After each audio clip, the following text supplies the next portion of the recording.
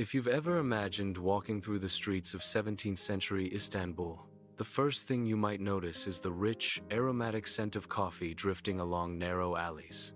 Coffee was not just a drink in the Ottoman Empire. It was a daily ritual, a companion to conversation, reflection, and occasionally mild, polite debates about poetry or philosophy. As the morning sun rises over the domes and minarets of the city, the streets gradually fill with the soft rhythm of horse hooves, the distant calls of merchants advertising their goods, and the occasional clatter of copper pots from street vendors. But those planning to spend their day in a coffee house had a slightly different morning. Walking into a coffee house was like stepping into a small, self-contained world. The door, low and modest, opened to a cool interior filled with the gentle haze of coffee steam.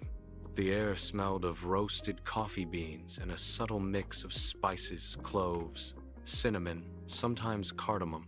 Patrons, known as Coffeehouse goers, had already settled into low cushions, simple wooden stools, or occasionally small carpets laid out on the floor. Some were merchants, others students, and some men simply at leisure, with nowhere urgent to be. The first cup of the day was always a quiet one. Each patron had a small, handleless cup, called a fincan, and the coffee was strong, black, and undiluted, poured from a small copper sieve. It wasn't sweet, and it wasn't milky.